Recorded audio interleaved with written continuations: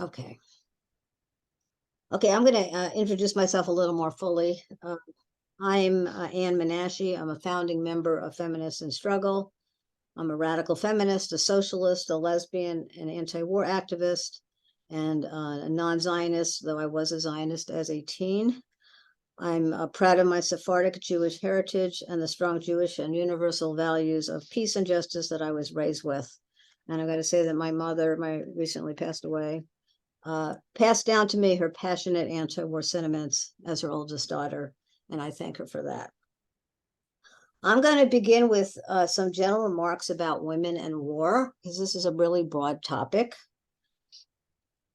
Those of us who are radical feminists, especially those of us whose radical feminism is deeply rooted in the far left, share a structural analysis that goes to the heart of our sex-based oppression under male supremacy or patriarchy. We understand that the power of male over female was the earliest form of oppression and became the model for the power over oppression of people based on race, ethnicity, and class.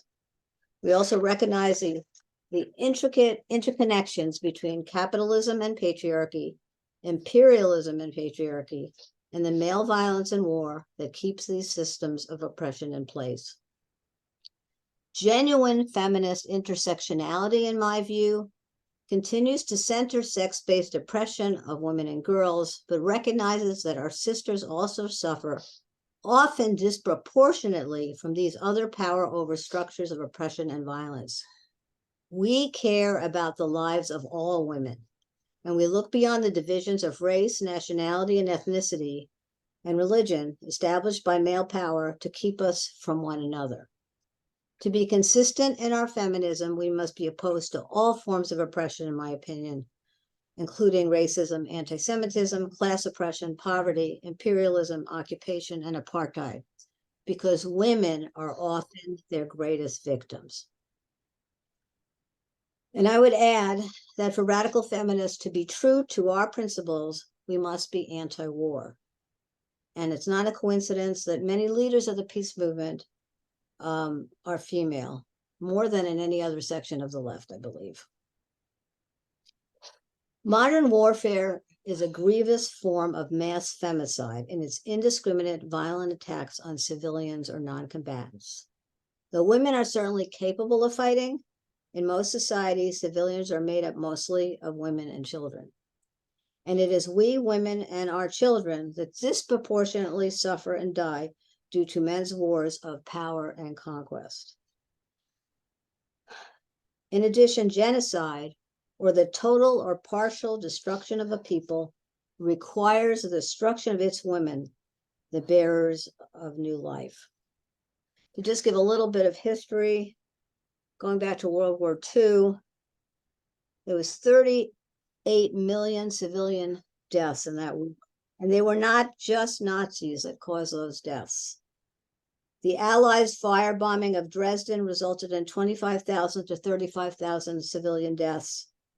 Hiroshima and Nagasaki immediately killed 214,000 Japanese civilians, with more to follow from the radiation. These attacks were justified, in quotes, to save soldiers' lives and shorten the war, even though, in the case of Japan, that country was about to surrender. And the US was more interested in showing off to the Soviet Union their new weapon of mass destruction. Rules of war were established in the aftermath of World War II, but they were more honored in the breach, with the victors rarely getting charged with war crimes. The US particularly has a lot of blood on its hands with no accountability. The bombing of Vietnam, and that's where I became an anti-war activist during the Vietnam War, the bombing of Vietnam resulted in 30,000 to 65,000 civilian deaths. Since the US invasion of Iraq in 2003, which was justified, quote unquote, by 9/11 and the quote unquote war on terror, 280,000 to 315,000 Iraqi civilians were killed by the violence. Again, civilians means mostly women and their children. In my view, it is never acceptable to either intentionally or recklessly attack civilians, whether in the name of resistance against occupation, or self-defense against terrorism. That the men in a targeted group also oppress women should not change our anti-war, anti-occupation position. Women have never been liberated by men from a more powerful nation, conquering their country with powers of arms and killing its citizens. You look at Afghanistan. Decades of US occupation left the women in that country ultimately even worse off than before. The women in each country must rise up and strike the blow for their liberation, as the women in Iran have begun to do against their own mullahs. One other general point. The people of an imperialist country do not ultimately benefit from its country's wars. Those wars certainly do not make us safe. The United States, our huge military budget, by far the largest in the world, means our people are denied adequate housing, education, and medical care. And there's thousands of people in San Diego living in tents right now. Women, being the poorest of the poor, suffer the most from these twisted priorities. Moving on to the issue of Israel-Palestine and the war on Gaza. I wanted to say that I'm very sensitive to issues of anti-Semitism. I had family who died in the Holocaust. But to me, never again applies not just to Jews, but to everyone. The world cannot be silent again. To see the photos of the devastation in Gaza, the results of 2,000-ton dumb bombs thrown indiscriminately at densely populated urban areas on entire families who have no place to escape, is just horrific. Also, the destruction of hospitals, schools, UN facilities, the targeting of journalists, the targeting of so-called safe zones, like what's going on right now, is absolutely a shock and a horror. Over 27,000 people have been killed since October, with many thousands still buried under the rubble, many more thousands with devastating injuries. 90% of Gazans have been rendered homeless. 1 in 4, over 500,000 Palestinians, are literally starving to death in Gaza. They lack the basic necessities of life, sufficient food, clean water, shelter, and medicine. Even if the worst things that Hamas and Palestinians are accused of doing on 10/7 were absolutely true, even if it was tenfold that amount of criminality, there can be no justification whatsoever for the collective punishment of the civilian population of Gaza, the femicide, the humanitarian catastrophe which is being imposed on them in front of the whole world. The US and our president is arming the killers and also cutting funding to the UN agency that's helping to save lives on the ground. It's absolutely criminal. And this is femicide. It is killing women.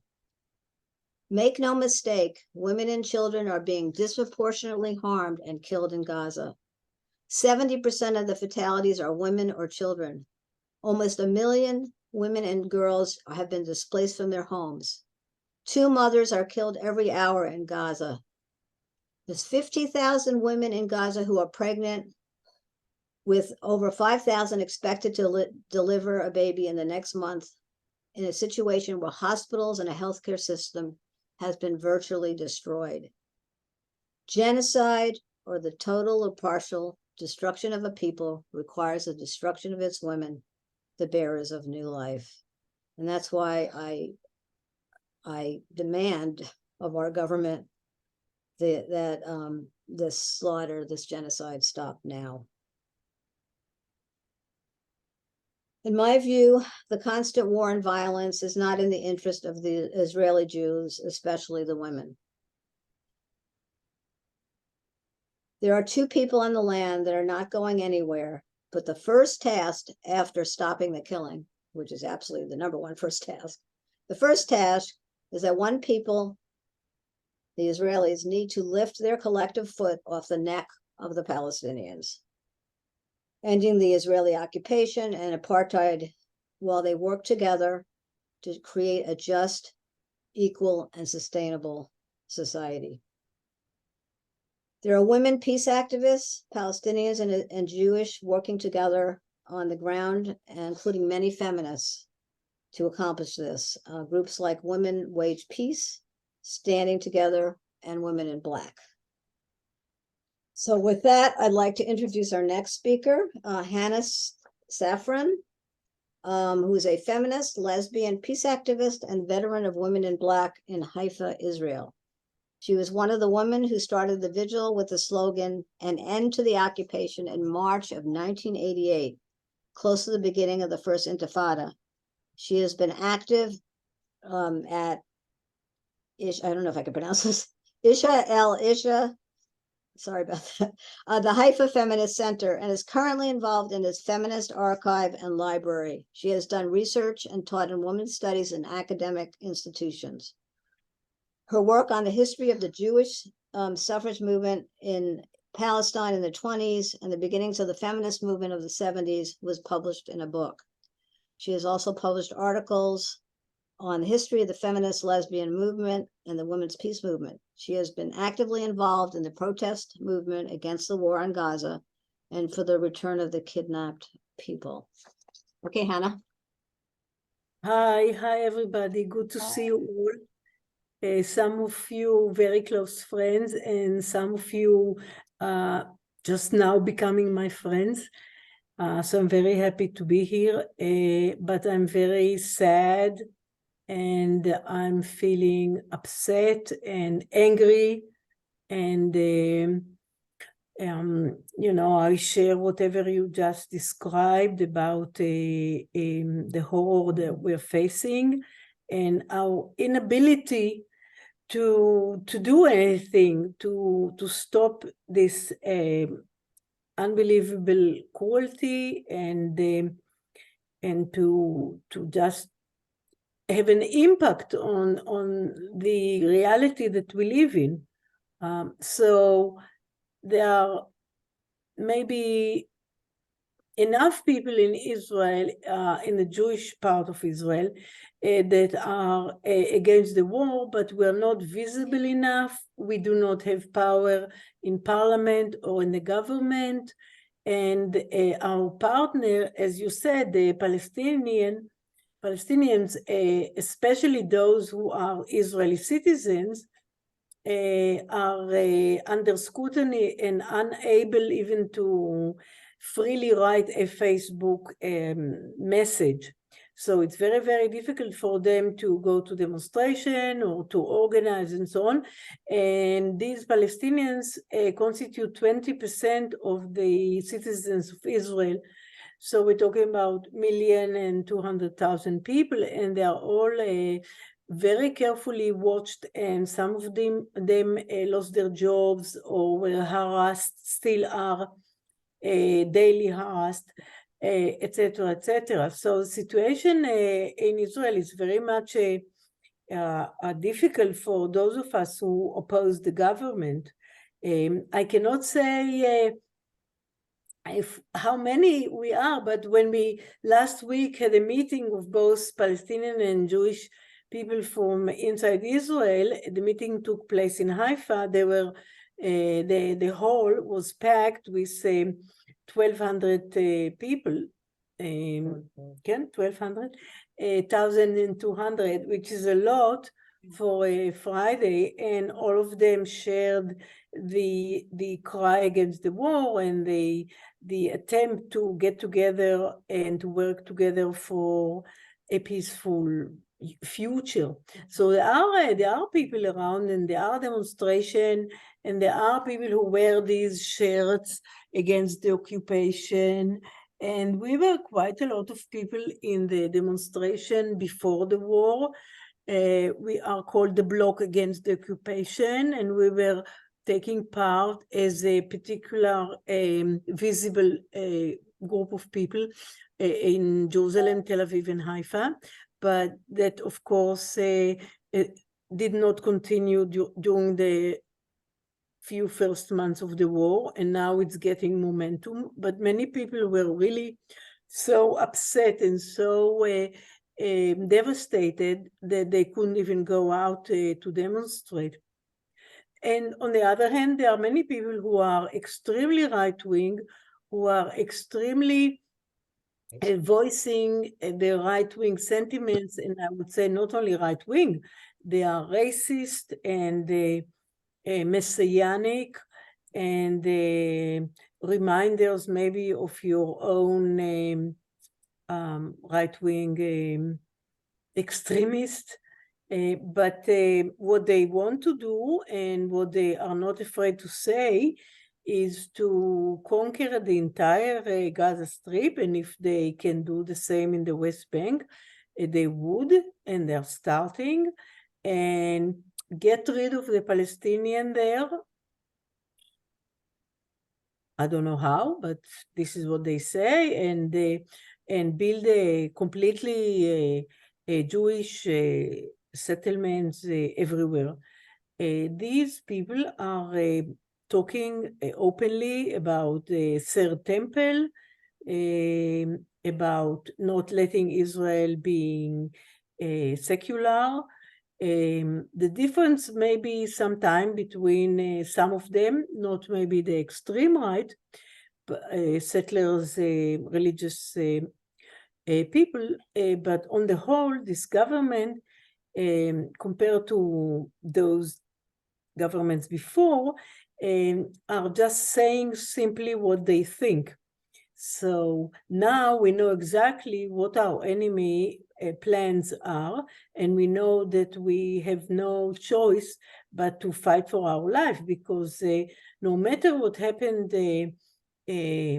currently, the future will not enable anyone, Jews and Palestinian, to live here in what we know is a, I don't know, more or less liberal, open society. So since, as you said, nobody's going to go away, neither the Palestinians nor the Jewish Israelis, the only vision that we can hope for the future is working together. And the fact that we all know that women are the first sufferers of this war, women and children, men are also suffering devastatedly, and it's very difficult to organize as women. The only two groups you said before, you mentioned before, women in black have been, some women have been going on and demonstrating every Friday, but this is not a movement now, it's very small. But there are other movements, and now there is a growing of movement of mothers who are very worried about their son in the war, and they are going through conscious raising process because they are so worried. And the other group is people whose family members are still kidnapped, and they are against the war for ceasefire because they need to voice their frustration about these people who are kidnapped. So there is a movement of a resistance to the government, but how big it is and how much it has a feminist undertone or overtone is not clear, because Women Waging Peace, which is the largest movement of women now, are not interested in focusing directly against the war. They are generally saying, and they have been saying for a long time, that Israel has to negotiate, that negotiation is very, very important, which I might agree, but today we are in the middle of the war and we must stop it. So to recap, I want to say that you are our allies in the sense that what the US has allowed Israel to do, it is your government and not our government. So and it's very difficult because I'm not responsible for my government, so neither are you. But if anything you could do, write to Biden, to the White House, to do things, and I know that many people in the United States are doing this. Jewish Voice for Peace and other movements and groups are very strong in voicing their opposition. But today, the only hope lies in the White House. And it's very, very shameful, but, you know, these are the weapons, the money, everything subsidized by the United States.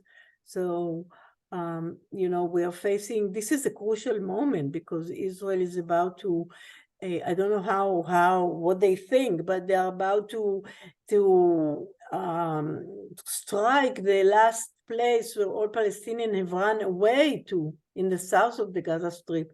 So, but this is really horrific, and the thought about it really does not let you sleep in the night. And every day we are demonstrating for an hour in the middle of town, but this is very little and it's not enough. So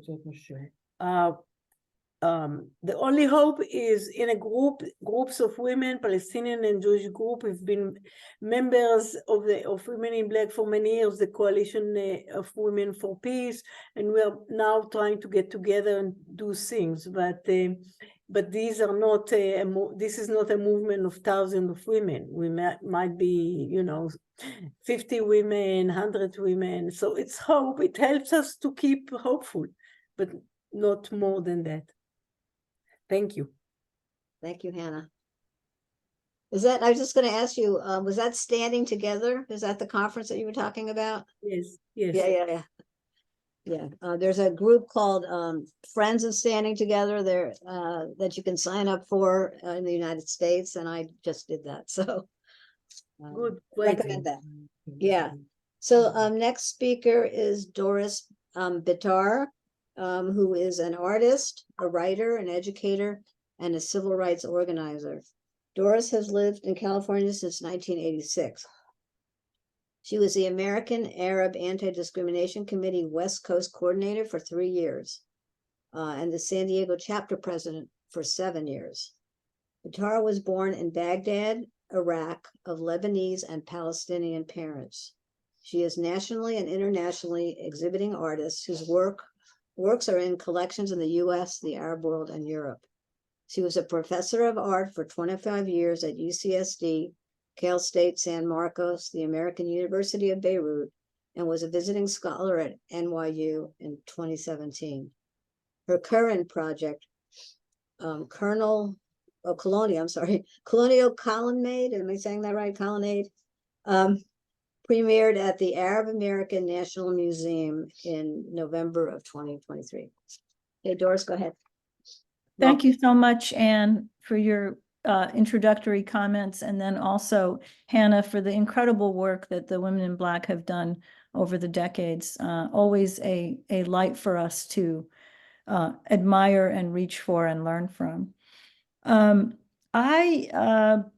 have been an activist my entire life. I started out as a labor organizer in my early 20s, and maintaining an art career, but also a family. My husband is Jewish. We met in high school outside of New York. I'm an immigrant as well. And so all of these years, I've been trying to sort of balance my love for both peoples, learning how to love both peoples and love myself, and perhaps teach others how to love themselves in the way that I do teach, even in art. And so I am a peace activist, always have been. I believe of any military and militia that it is largely old men and some older women sending young men and some younger women to cover their asses, basically, to justify their failures. And I believe that is true of any kind of violence perpetrated against people. I do believe that armies and militias, resistors, even resistors, have blind spots and hubris about their talents and how far they can get. And so that's just a standard thing. Given that, we have been fed many rumors about what happened and what didn't happen. And that has helped this nation justify, at least among its elected leaders, justify the continued genocide, the unfolding genocide and slaughter that we have seen. And I don't like to dwell on what is true and what isn't true. It's wrong regardless, but the truth will come out eventually, but it may be too late. In terms of what we have done here in California, we have been able to reach many, many politicians and people who hold office over the last 10 years, let's say, and educate them about our community. The problem is that they default back when Israel's under attack. They default back to ignorance, and they don't know anything anymore. It's like they've erased their minds. So the politicians in the United States are largely supporting Israel's assault on the Palestinians in Gaza. But the general public is at 70% of support. So, and I don't want to, which is really strange. I mean, so somehow we've reached some people, or at least the magnitude of the horrors coming across have reached the majority of Americans, but we don't have time to change our elected officials yet. There are some shining lights, and I just give you one example of, we had a fundraiser for Barbara Lee. This is largely the Palestinian American community in San Diego. She is a very seasoned and competent politician, Black woman who has been very effective in getting legislation passed, starting the legislation, starting the words, and getting it passed even by Republican presidents in her time in the House of Congress. And she, the first thing she said, and it really touched me. I mean, I had to hold back my tears, and I realized that this is something the Arab American community is not getting here. Like it's not getting, the Palestinian community in overseas is not getting from the Western world. She said a very simple thing. She said, "First, I want to give you my condolences." That's all she said. And then I realized that no one is saying that to us here, abroad. I mean, there's an incredible sense of intergenerational grieving and trauma that we are dealing with right now. And we are treated by elected officials as if we were swarming insects. We've been told that our actions swarm. I was told that I was swarming the mayor of San Diego. I wasn't anywhere near him, and someone who I've supported for 30 years. I mean, he's very proud of him being our mayor, but he let us down on this issue. He's gay. He's part Puerto Rican, part Filipino, part indigenous. And we could say that my organization, the American Arab Anti-Discrimination Committee, certainly helped him win a huge victory. And we were very proud of his being our mayor. I mean, now I think we should have supported the other woman running against him. But, you know, I was literally and physically pushed at a meeting by his staff and security for doing nothing. And my balance isn't great. You know, I do these stretches every morning so I can't fall over, because I do fall over pretty easily. So fortunately, I was strong that morning. But, you know, so there's a mirroring going on between how Palestinians are perceived overseas and then how Palestinian Americans and other Arab Americans and Muslim Americans are perceived here. And there's a kind of little bit of a mirroring going on. I am of Christian background, Melkite Catholic, which is the oldest Christian sect there is. That was when, for 300 years, my people were Jewish and prayed with Jews in Jerusalem. Until they decided they wanted to, you know, we were the Messianic Jews, I guess, and we decided to start our own religion. So it's a very ancient religion. Most Palestinians can trace back for 500, 600 years, their lineage through religion, they can trace back, you know, the original Jews who converted eventually. And so it's an ancient people. Many places of worship were destroyed in Gaza, including a Melkite Catholic church in Khan Yunis, including synagogues, which is something that is not reported because it's indiscriminate. And there was a thriving Jewish community in Gaza. It's an ancient place. And this, as an artist or just as a humanist, is just so tragic for all of us. It's a World Heritage Site. It's our shared heritage. It doesn't just belong to Gazans. And they know that. They preserve very beautifully the culture there.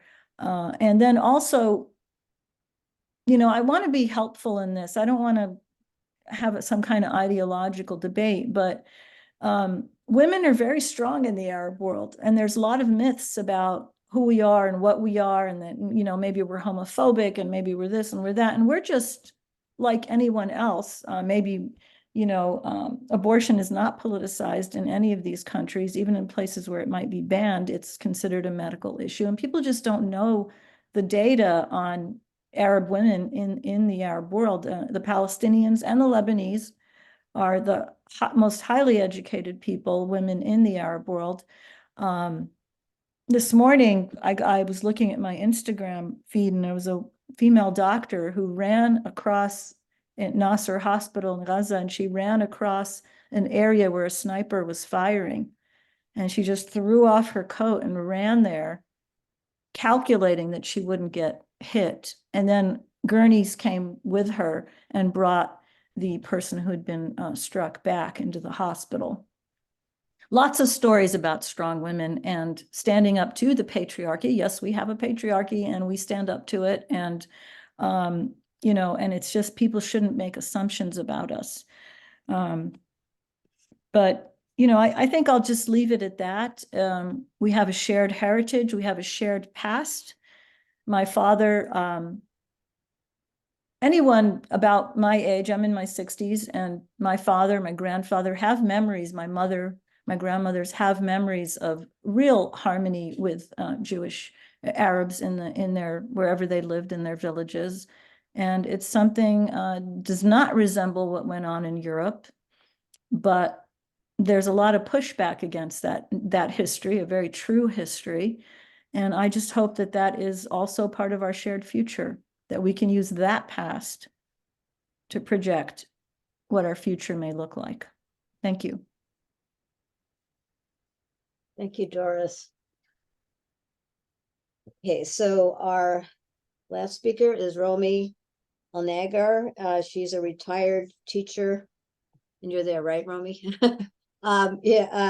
Is a retired teacher, librarian with longstanding personal ties to the Middle East. She majored in Third World colonial history, modern Asian, African, and Latin American history, and has lived and traveled in the Middle East. She converted to Islam more than 40 years ago, has made the Hajj to Mecca, and has studied the Quran extensively in English translation. For many years, she has helped families in Gaza with their basic needs. As a teacher, mother, and grandmother, she is especially concerned with the struggle of Palestinian women under the occupation and the special challenges women face in that struggle. She's a proud member of Feminists in Struggle. Romy? Thank you, Anne. Well, so much I knew that so much of what I was going to say would already be said, but I'm going to go ahead and read my prepared speech, or most of it. And if I say some old news, I hope you will forgive me, and I hope I won't bore anybody. I'm deeply honored to be on the speakers panel next to any of the women and all of the women who've spoken before me. I really don't have the depth of experience that any of them have, but I will try to speak to my fellow Americans in this group and address a little of the background of the conflict from an American point of view. But first of all, I want to say about the term that Doris Bitter talked about, the term swarming. And I've heard that term used to describe the way Zionists behave towards members of Congress. My mother used to tell me, be careful when you point a finger because you're pointing three back at yourself. And over again, the accusations that I've heard made against Arabs and Muslims are exactly what the worst of Zionists and their sympathizers are doing. And anything a Zionist says, and it applies to everything they say about women and everything else, you can turn it right around. And it's describing their behavior. It's a phenomenon that just almost astonishes me. People who claim somebody like Sigmund Freud as part of Jewish heritage behave in a way that is beyond psychopathy. It's just incredible. Anyway, don't let me get off. I want to introduce myself first by saying I've been interested all my life in the Middle East and Middle Eastern history. I suppose maybe it started out with Sunday school, but in high school, I read many things about the Middle East, including George Antonius's history, the Arab Awakening, and T.E. Lawrence's very interesting autobiography. And I also read Exodus by Leon Uris, which led to having a pen pal on a kibbutz in the Negev. But in college, I learned the truth about Palestine. And I have to say, I really felt betrayed by Leon Uris when I did, because during the Vietnam War, I came into contact with people who made me question my infatuation with Israel, and I ended up studying colonialist history in the Third World, particularly modern Chinese, African, and Latin American history. I married an Egyptian Muslim and that led to reading the Quran, and I converted, or as Muslims say, reverted to Islam. I became a teacher, librarian, and I've lived and traveled in Egypt and other countries in the Middle East. And in 2006, I made the Hajj, which is the pilgrimage to Mecca. Moving on, I'd like to make a few points about the Middle East that I think Westerners should know, and people on the panel will know what I'm talking about, so you can go to sleep if you want. But first, I want to say a definition. When we say the territories occupied by Israel, that includes both Gaza and the West Bank. According to experts in international law, Gaza is still considered to be occupied by Israel, even though Israel supposedly left in August, September of 2005. They left, but they turned right around, as Israel's so capable of doing, and made things even worse by imposing a total blockade. So Israeli occupied territories, the occupation, the OPT, all refer to the same entity. I want to start by mentioning there are several categories of Jews. Ashkenazim Jews are from Europe, particularly East Europe, Poland, Russia, and the other Slavic states, and were the Jews responsible for the creation of the state of Israel, where they are still dominant in the government. Sephardic Jews are from Spain and were expelled or left in 1492. Many of them found their way to the Ottoman Empire, where they encountered tolerance under Muslim rule once again. Mizrahi Jews, the Jews from Arab countries like Iraq, are widely discriminated against in Israel, along with the Ethiopian Jews. We also need to understand that Zionism is not the same as Judaism. Judaism is a religion, but Zionism is a political philosophy developed by Europeans, which advocates a return to the land that Jews ruled for several centuries, more than 2,500 years ago. And I hope you think about that. That's a long time ago.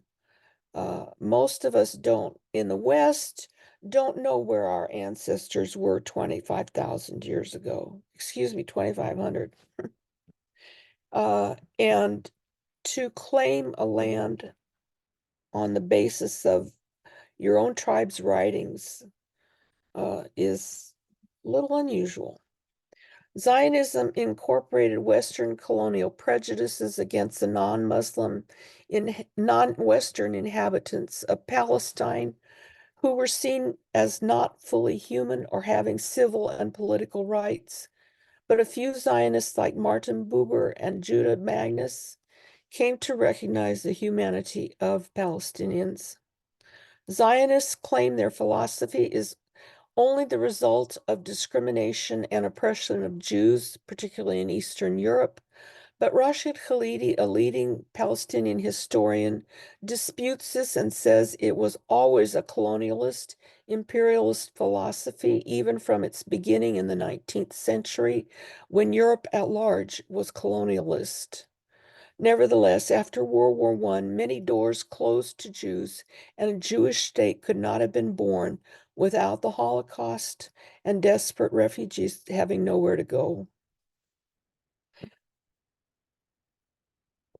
Between World Wars I and II, Palestine became a colony carved out of the defeated Ottoman Empire and was ruled as a mandate given to Britain. The mandatory powers were supposed to prepare the populations of their respective mandates for independence and democracy.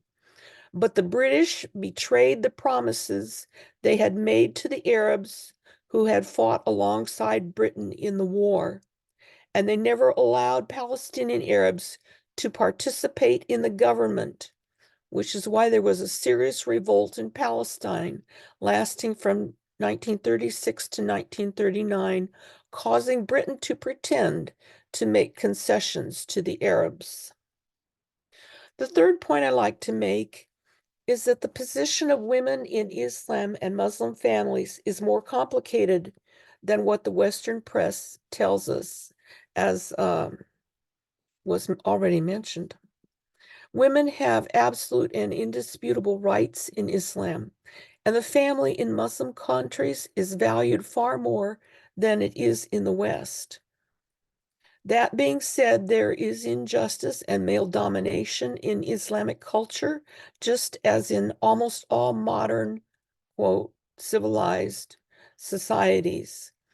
But we should remember that at its inception, in the 7th century, Islam liberated women. It ended female infanticide, limited the number of wives a man could have, and gave women rights, including inheritance rights, that they have not had in the West until the 20th century. Islam demanded that women be treated as human beings, not chattel to be bought and sold or married and divorced at will. The example Prophet Muhammad, peace be upon him, gave in all his recorded sayings and actions, and they recorded meticulously everything he said and did. His example was of kindness and respect towards women, which was highly unusual in pre-Islamic Arabia. Just as important, Islam told its followers not to suffer oppression, but to fight for their freedom and dignity. The Quran says, "Oppress not and be not oppressed." There have been times in the history of the world when people who were suffering colonialist oppression went back to their religious roots to find guidance and spiritual comfort and strength. Take, for example, the Taqi-Oncoy rebellion in Peru against the Spanish in the early 1500s. The Inca resisted the religion of the conqueror and took solace from the religion of their ancestors. I think the same sort of human need to find comfort in one's own religious roots and teachings is what may impel people to follow Hamas, along, of course, with the failure, corruption, and betrayal of the secular, quisling PLO. I hope I don't step on too many toes saying that. The last point I want to make is very important. The Western news media are almost completely controlled by the pro-Israel lobby. As a result, what they say about the Middle East and conflicts there needs to be taken with a large grain of salt. This segues into the subject of this forum, women in Palestine. The abuse of Palestinian women by Israel is not publicized in the Western media. And what I'm saying to some degree here is supposition, but it's based on what I've been looking at, all the document, and maybe women that are more familiar with Palestine will correct me. But let's talk about rape. Israelis know very well that rape victims are treated badly in Arab culture, and they use this knowledge to intimidate women that they've, quote, detained. Women are tortured by Shin Bet, the Israeli intelligence service, and sometimes tortured just by threats of rape. Women who actually have been raped after being imprisoned by Israel are afraid to speak out. As a result, it's very difficult to get any statistics or information on this point, but I believe the problem may be far worse than we know about. Israel routinely kidnaps and imprisons Palestinians without charge, including women. They call it, quote, administrative detention, and they keep women and men and children alike in administrative detention in limbo for years sometimes. There are confessions by IDF soldiers of raping Palestinian women, but you have to dig for them, except for the occasional, what I consider a show trial of some low-ranking IDF soldier. The abuse is analogous in some ways to the situation of Black women in the U.S. Think of intersectionality and Eldridge Cleaver's Soul on Ice. Number one, Palestinian women are discriminated against in Arab society as women. Number two, they are discriminated against in the occupied territories as Arabs. And number three, also in the occupied territories as Arabs and women. In other words, what we are dealing with is the problem of women subjected to a colonialist occupation. Khalidi talks about the special case of colonialism in Palestine as opposed to colonialism by Britain, France, or other European countries in other Arab or predominantly Muslim societies, including even Dutch Indonesia at one time. Unlike Syria, though, or Jordan or Iraq, Palestinian Arabs never enjoyed any kind of representation in any quasi-democratic institution such as they had had for 4 centuries under the Ottomans. Khalidi's research reveals that the only representation of any subject people recognized as legitimate in mandatory Palestine, where over 90% of the population was Arab, was that of Zionist Jews, most of whom were relatively very recent immigrants. For that reason, we have to talk about Palestinians as being completely without recourse from any kind of abuse by either the British and their favored population, the Zionist Jews, or later by Israelis alone. The British only appointed Zionist Jews to the top posts in the mandate. For instance, the first 3 or 4 high commissioners were Zionists, and they only listened to the leaders of the 90% of the population in unofficial private conversations. And they specifically told, Khalidi quotes Ronald Storrs as saying that it was off the record, anything they said. And this was to the, quote, notables, the eminent leaders of Palestine, the Arabs.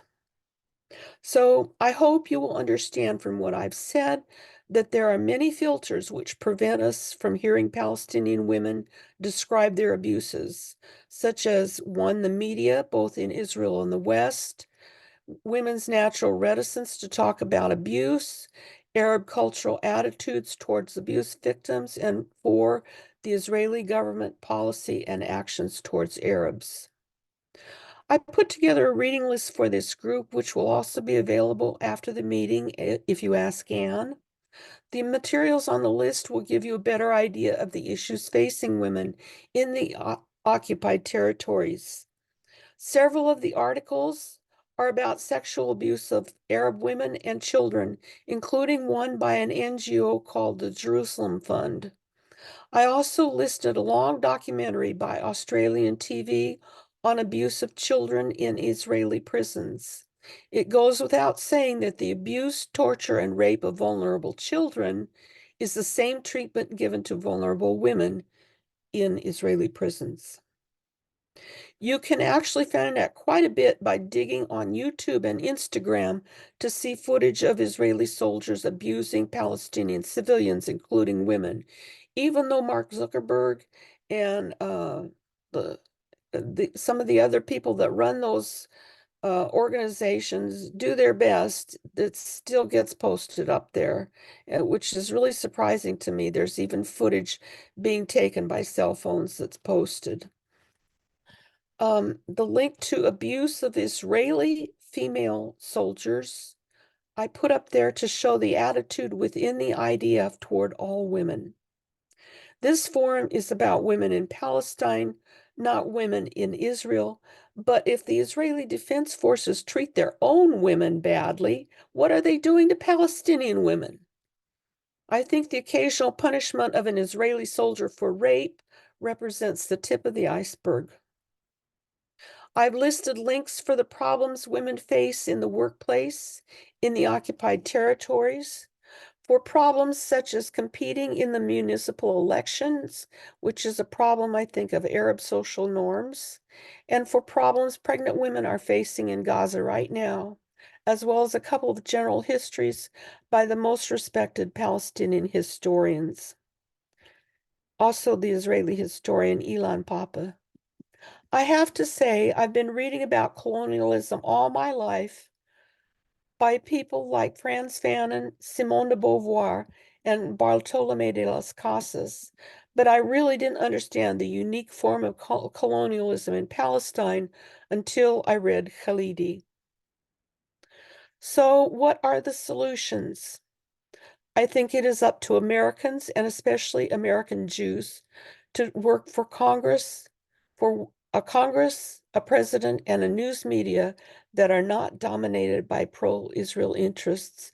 Maybe I'm imagining things, but I do think that Jewish voices seem to carry a lot of weight in the United States. So I think that it's really, really important, and I really am happy to see it when American Jews start to speak out about what's happening in Gaza and Palestine.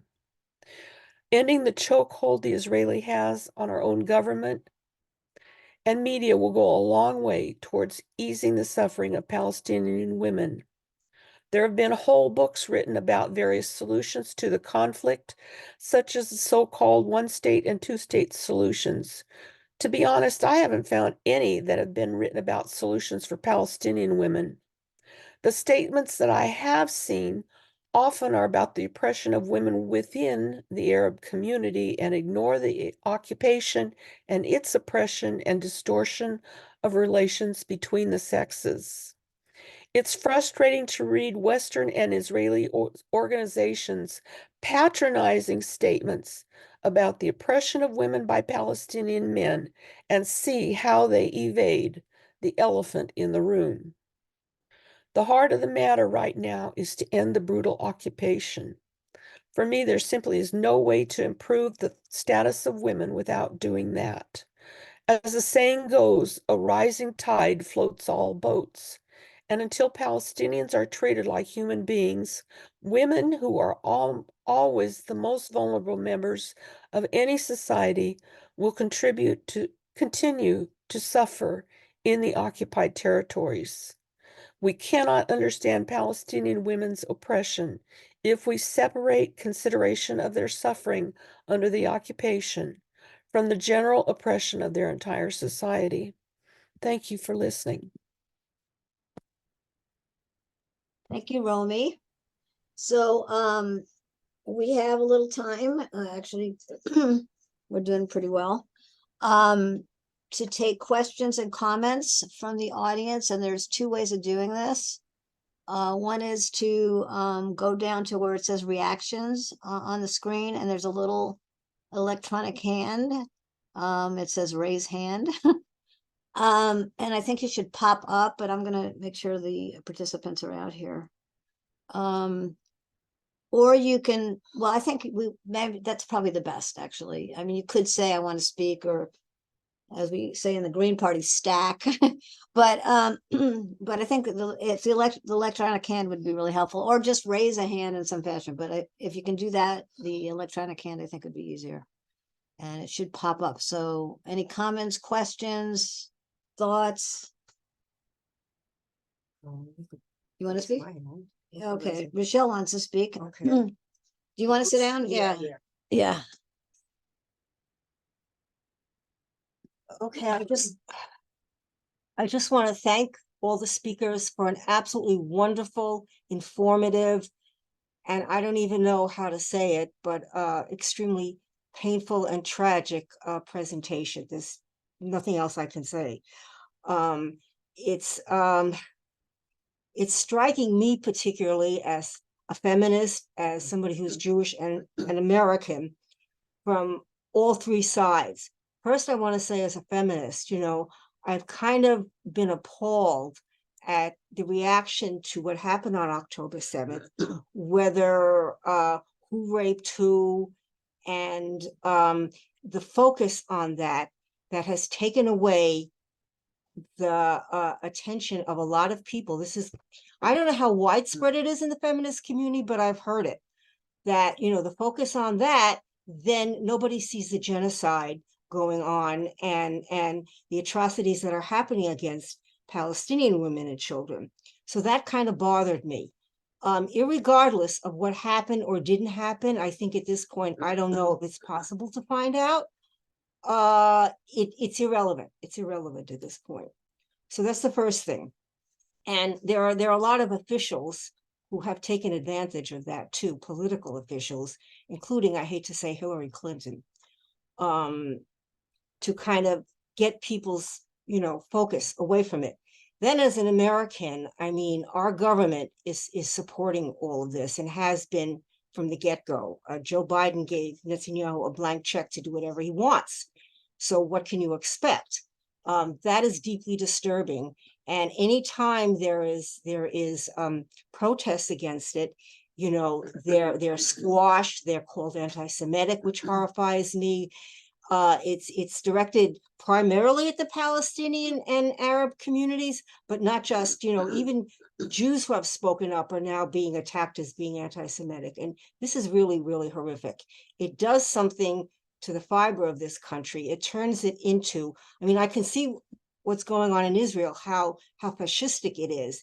And this country, I think, is becoming like that in a lot of ways. When you suppress dissent, when you suppress the other and listening to people, and I see this more and more. And I'm afraid of violence, real violence, not just the scattered outbreaks. Then most, I guess, emotionally, as somebody who's Jewish, and it just, I don't have any words. My family is from the Ukraine, and my grandmother told me what happened to her siblings in the Holocaust, and that made a deep impression on me. And now when I see, a Jewish country acting in the same way toward Palestinians, even using the same rhetoric, it just, I don't know, I want to throw up, is the only thing I can say. This is not how you relate to other human beings. So this has been extremely, extremely painful for me. But I am glad to see, Anne and I attempted to get involved in Jewish Voice for Peace, and that didn't work out because of the trans thing. But there is, I've heard, Palestinian and Muslims and Jews working together. And particularly as women, I think this is really, really important, because women are the people who have, I think, the strongest survival instinct. After all, we're mothers, and we believe in nurturing and taking care So I think if there's any hope for this, it's going to come from women speaking out and acting together. And anyway, that's about all I can say right now. But thank you again for all the speakers, because it's been very, very educational and informative. You got the hands up? I want to respond just really quickly. You know, I hate focusing on what happened October 7th, but so much of what's come out of there has been disproven. And then some of what happened has not been mentioned. You know, the goal was to get hostages, and many civilians were killed. It's bad enough what happened without distracting with made up stories. The other thing Hamas did, and I've been following all these military sites. I know it's like military analysts and Confession. I follow these and try to learn from them because I want to know what happened, because if lies are being used to justify the genocide and people talk about it that way, that is just so egregious, because what really happened is bad enough. Of course, civilians were killed by Hamas. They also went into Israel and disabled their largest satellite communications, which is never mentioned. And that's why they were able to bring hostages in. Israelis are worth more to them alive than dead. And so, you know, I know that's a very dispassionate way of speaking about it, but I think we have to look at those things, you know, and I find myself looking at these sites that are very reputable. The Electronic Intifada has some, and there's a few others, and people who are former military veterans who are really analyzing what happened. And so it's almost like, you know, there's just so much we don't know. And probably in the end, I'm going to venture to predict it's going to be about Hamas probably killed about 300 civilians, not the 1,200, not the 1,400, not all these other numbers we're seeing, which is bad enough, right? And taking hostages is bad enough, and it's a war crime. But then adding all the other stuff, the 40 babies, the rapes, now UNRWA, the UN Relief Workers Agency, same people who created the other rumors are creating this one. And every single UNRWA employee is vetted and approved by Israel, whether they're in Lebanon, whether they're wherever they are. So this list of people is just made up. And the UN panicked and fired a few people, and you know, and this is where we're at. I see a written question here from Sandra that says that Gabor Mate, I'm not sure how to say his name, believes that the Jewish people who are supporting the right-wing regime in Israel is because they've not processed the trauma of the genocide. And I assume they mean, she's referring to the Holocaust against the Jews. And what do any of the panelists think of this analysis? Does anybody want to say one thing? Wait. Did any of the panelists want to make any comments? I mean, I can say that I think there's truth to it.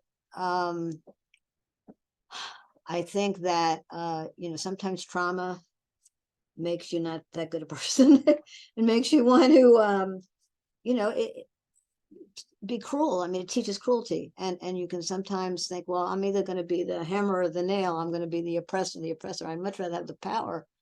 And I think there is that. So it is really tragic because there is a lot of traumas in the Jewish community, the huge amount of traumas, and obviously the Palestinians are getting, you know, big dose of trauma for a long time and right now. And trauma does not always bring out the best in people. So yeah, I think there's truth to that. Does anybody else want to have any comments on the panel? I can say something about Sure. to do. First of all, to say a word about the 7th of October. Whatever happened there, and obviously it was a terrible event, it does not necessarily means that Israel should go into a vengeance against Gazans, first of all. Second, and not less important, on the first day, on the 7th of October, Bezalel Smotrich, the Minister of Finance, said that the hostages are not our first priority, returning the hostages. What does it mean? That Israel is going to attack and destroy from the air places where the hostages might be hiding. So it really means that Israeli government are not interested in the people. It's interest in the ideology of the right-wing, ultra-fascist people who are now in government. These people usually, historically, were a minority within Zionism, and now they're not the minority, and they have lots of power, and they don't hide their intention. The same Minister of Finance said in 2017 that Hamas is an asset and the Palestinian Authority is a liability.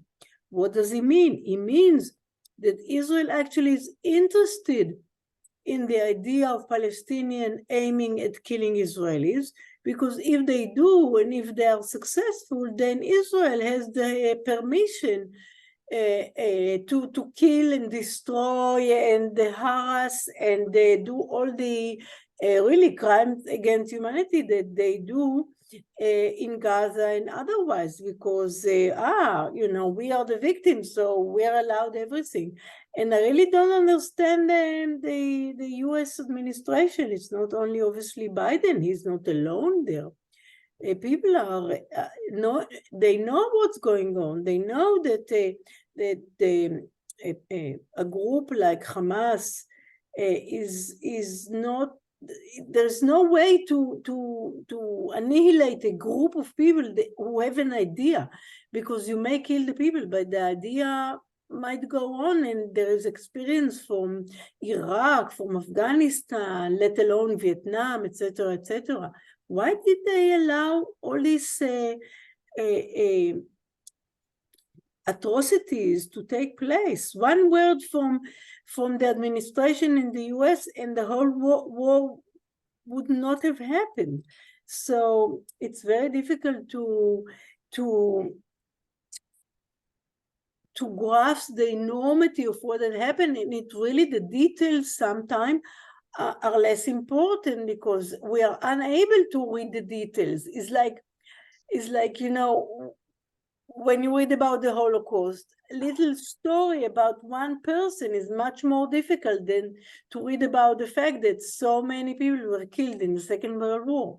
So the stories themselves of people are heartbreaking, and one should not count. It's not we or them. And I want to just to say one thing which is really so important. I truly believe that it's not Jews against Palestinians. It is Jewish people and Palestinian people who are in search of compassion and love and equality against those people who are extreme fascist, evangelist, extreme right-wing Jewish, Muslim, and so on. So it's not a nationality issue here. It's more like a struggle for sanity, for equality, and so on, against people who are against us, and they're definitely 100% against women. That we know already from the 6 months before the war, from what ministers in the government said about the future of women in Israel. So the whole idea of who is an enemy is really should be reconsidered. What did they say about women in Israel? Yeah, I see. Thank you, Hannah. I see Sherry and then Barbie.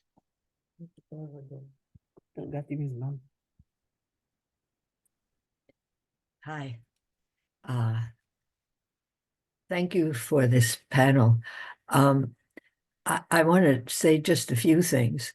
One is that leading up to 2017, a group of people, scholars in Scotland, started to form something called the Balfour Project, examining the role of Britain in creating the situation that we face now. And it's incredibly interesting stuff. So take a look at it. They have a website and they're constantly adding to it. And one of the things that they talk about is the role of Christian Zionism, which predated Jewish Zionism by several hundred years. It's very rich stuff, and it really gives a context to the situation that we're looking at now and to the understanding of Zionism. The other thing I want to say is how can we play an important role in changing US policy and supporting the wonderful work that Hannah is describing there? I'm a member of Jewish Voice for Peace. I saw a really wonderful webinar with Corey Bush and Rashida Tlaib and Stephanie Fox, who is the executive director of Jewish Voice for Peace, talking about how they came to the demand in the Congress for ceasefire. And one of the things that was said was that the left eats its own. And I see that a lot. So there may be differences among us about positions taken by different organizations. But I think the important thing to do now is to do everything we can to change US policy, whether we agree with every other group that is making the same claim or not. Jewish Voice for Peace has had enormous demonstrations, sit-ins, closing down of bridges, etc.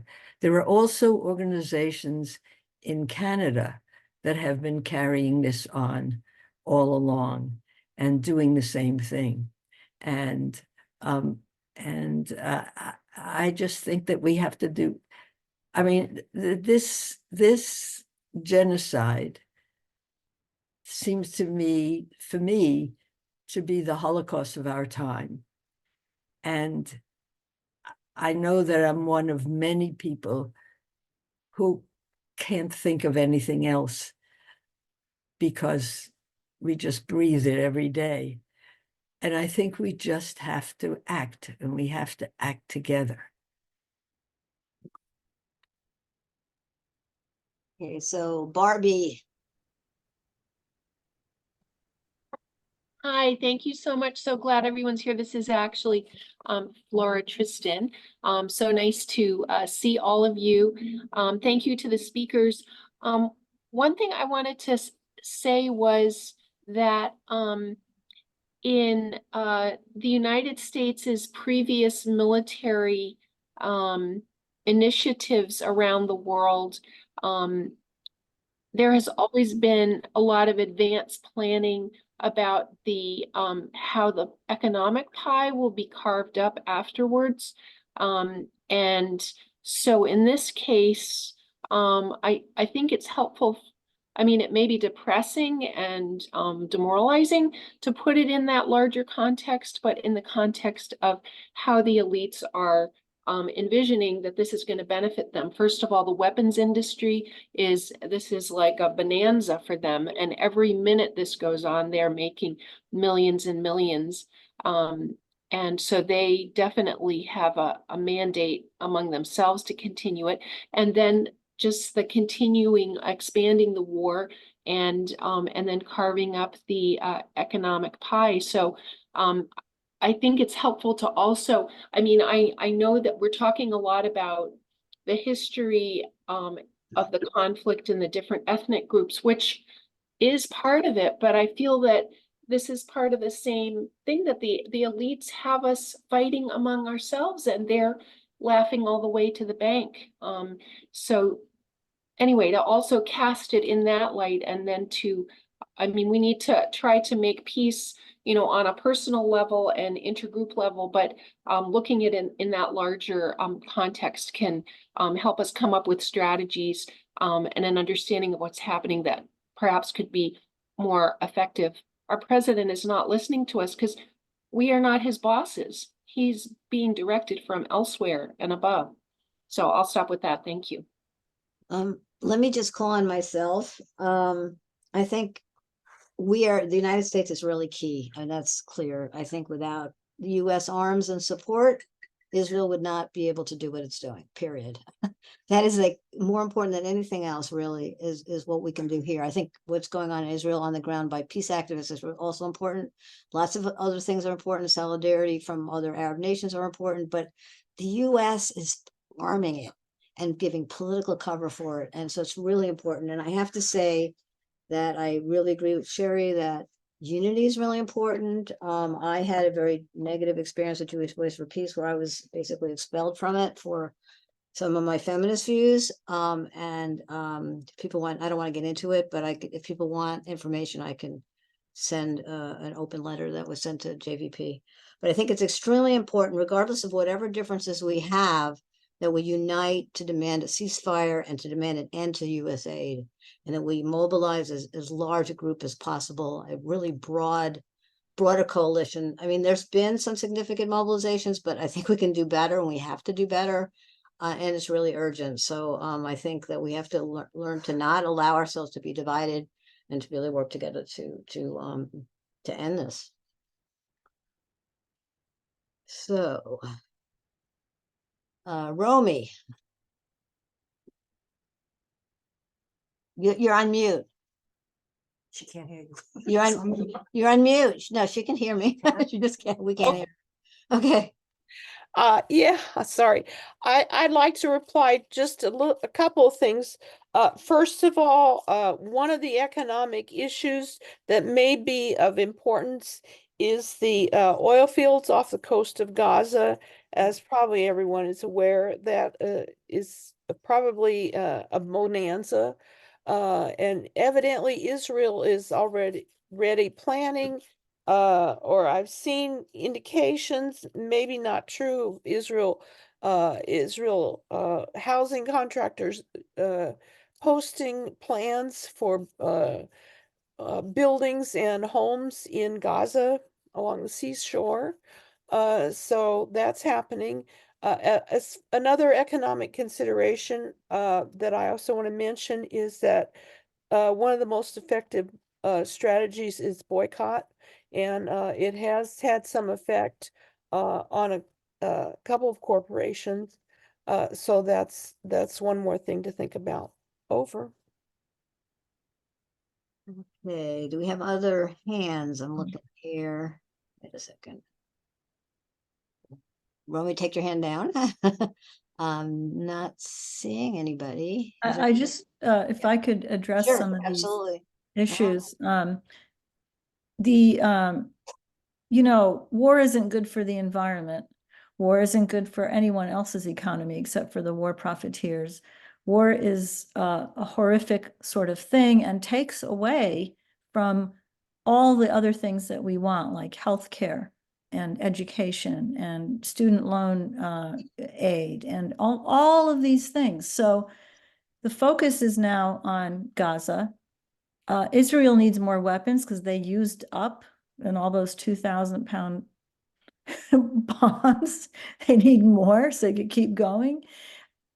And you know, when this first happened, I said, I'm not voting for Biden. I'm still not voting for him, but I'm in California. It's inconsequential. I can't vote for someone who has sanctioned a murder. I think also what became clear to me is the United States wants this. And no matter what they say now and how they shift their rhetoric, the United States is interested in how their weapons are being used, how they're vetted, how they can talk about them knowingly as they continue to sell them. Let's not forget that. And then I said, I guess I'm a one issue person now, just Palestine, but it isn't. Because what the Democrats have done, I've been a longtime mainstream Democrat supporter. What the Democrats have done is, since Clinton, have underfunded important programs, underfunded so that they fail. They're funded to fail. So I think we can make a clear connection to how this hurts us as Americans in terms of not being able to have health care. Democrats talk about health care every cycle. Oh, Trump's going to take it away and da, da, da. And then when they're in power, they don't do anything about it. It's just to coerce us. I mean, it's very corrupt, you know? And so how do we go forward with that? And then I want to just say a little bit of hope. I think it's very important for those of us who are working with each other across religion, across different ideologies, perhaps, to envision a future of you know, joy and sharing that region has shown over history. Like I said earlier, my husband is Jewish. We've just had a blast the last 40 years of being together and you know, sharing with each other and learning how to respect each other's cultures and histories. And, you know, it's not impossible. And sharing a future, you know, when Rabin was in charge, I mean, I'm not a fan of Yitzhak Rabin, but for a few months, maybe 4 months, maybe 6 months, I don't quite remember, when he opened the borders between the occupied territories and people in Israel, that businesses were flourishing and doing quite well. So risk some kind of economic incentive. You know, if it doesn't work, you can take out the weapons again, you know, go back to where you were. But they don't even want to risk it even for a little bit. But we had a little window where opportunities were given between Israelis and Palestinians, and businesses were flourishing, restaurants, all kinds of trade was happening during this little time. And then, of course, he was killed. Anyway, it's just some thoughts about this. Brand? Call me next? Yes. Okay. You got it, you're on mute, Fran. Okay, can you hear me now? Yes. Okay, good. Thank you so much for all of this. I learned something from all of the speakers. I have two concrete questions and a sort of general comment. The concrete questions, one is to Hannah. I am curious about the sanctions. What are the consequences of demonstrating for Palestine in Israel at this point? What do activists fear might happen to them? What are they trying to avoid? And the other question is to Romy. You mentioned boycotts.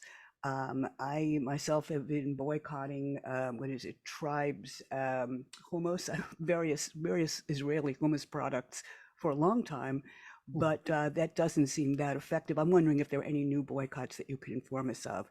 But let me go on to my a little bit more controversial, possibly, comments that I do want to make.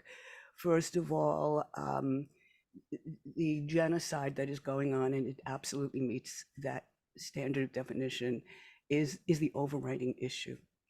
That said, I want to quote a long time kind of cliche, which is absolutely true, which is that the first casualty of war is the truth.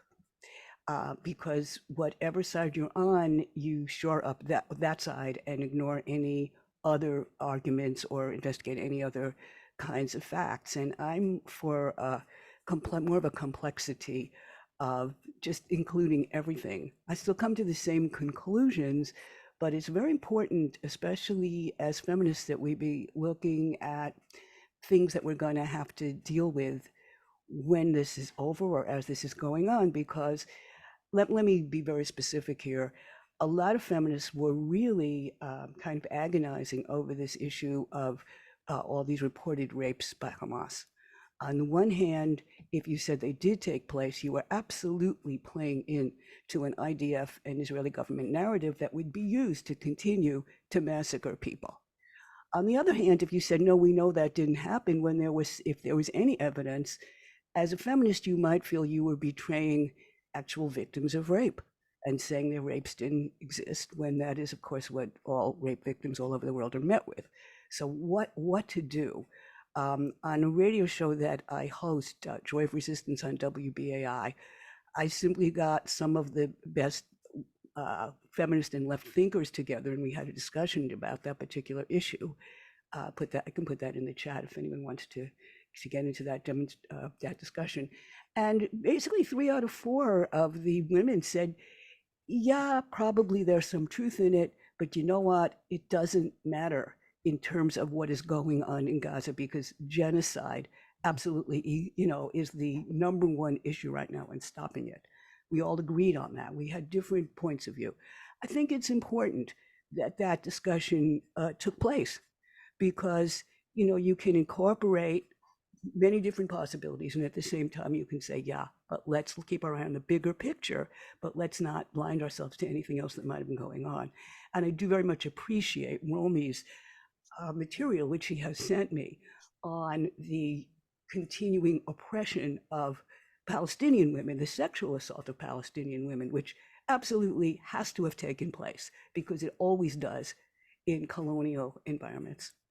So that said, it's just, oh yeah, I also want to talk about the complexity of the word Zionism, which has always puzzled me. I was brought up to believe that Israel was the hope of the Jewish people, and also on the enormous oppression, not just the Holocaust, that followed Jews in Europe for so many centuries. I do believe that a lot of what fueled Zionism was that oppression of Jews, unrelenting. There is a story of Theodore Herzl having seen Dreyfus, if you know that case, the French upper class soldier, right, who was convicted on basically anti-Semitic grounds, and saying, okay, this is it, we've got to get out of Europe, right? People in Franz Kafka's biography, the men of the time were discussing how there was no future for them in Europe, etc. So all of this was going on for a long time. And Zionism obviously was very maneuvered along colonialist lines to get the power to have that opening to the land of Palestine, which became Israel. But it's a complex picture, and I don't think we gain by leaving out any part of it. It's very hard to wrestle with for myself as a Jew who has been a Zionist, by the definition of it, to say, no, that has a seed of evil in it from the beginning, and to be looking at this history. But I think it's important not to leave out any part of it, including what so many Jews have felt about Israel, which is continuing to fuel the huge conflict that's going on among Jews today. So those are just some of the words. Let's be complex. Let's not put the feminist issues aside because they can be used. Let's look at all of it. It still comes out the same way. We have to stop this genocide. That's my statement. Jill wants to say something. Oh, okay.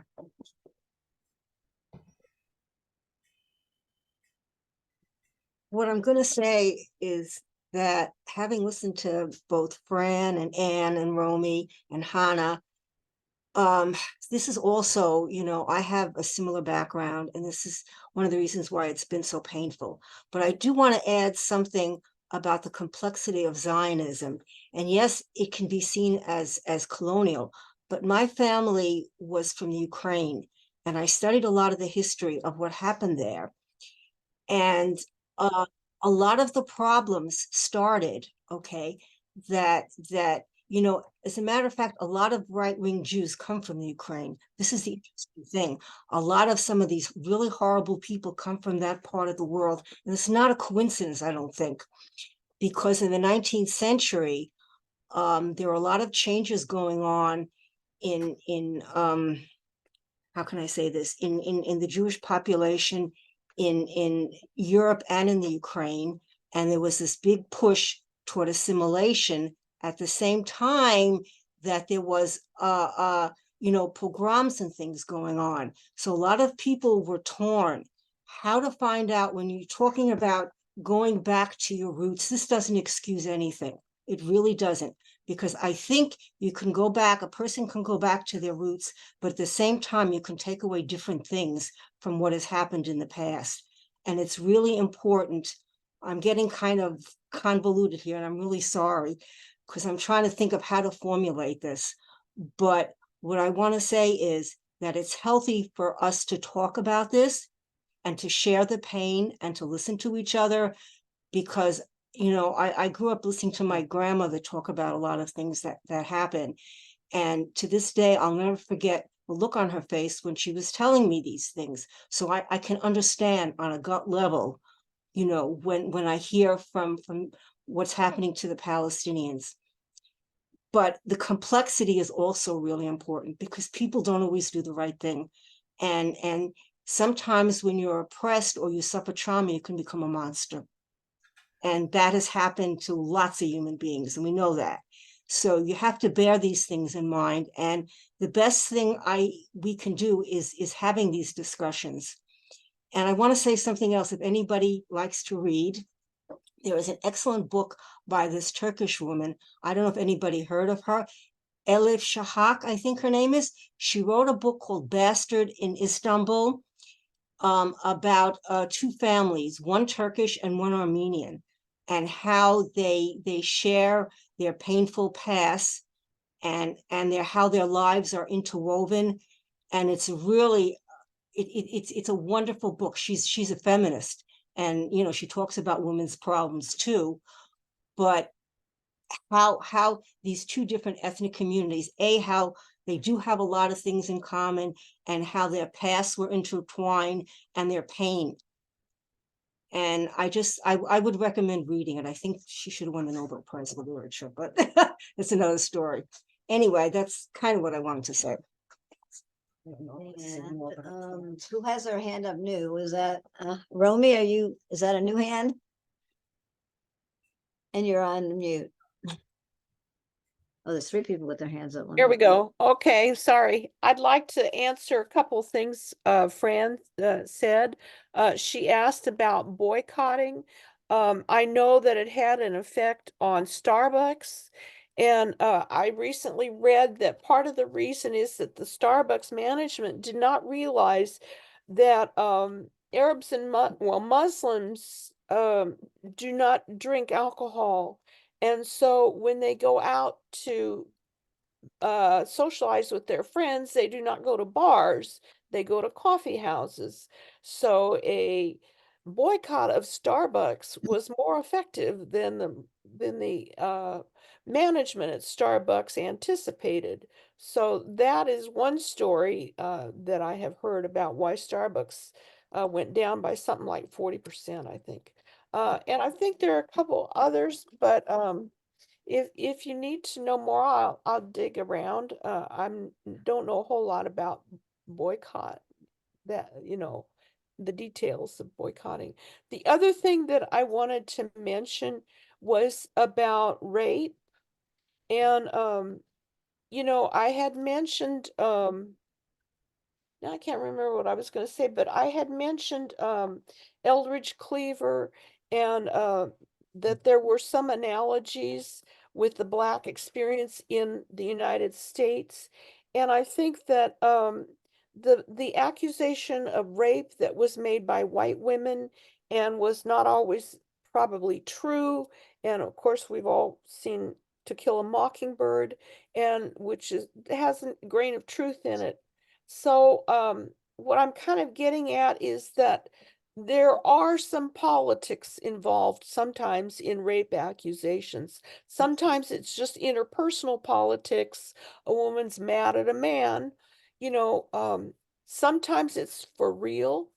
And I have always thought you should believe women, and it's true for the most part that women who make rape accusations, um, it is true. However, I don't take it as a mantra that it is never true, that they might be wrong, because sometimes they are.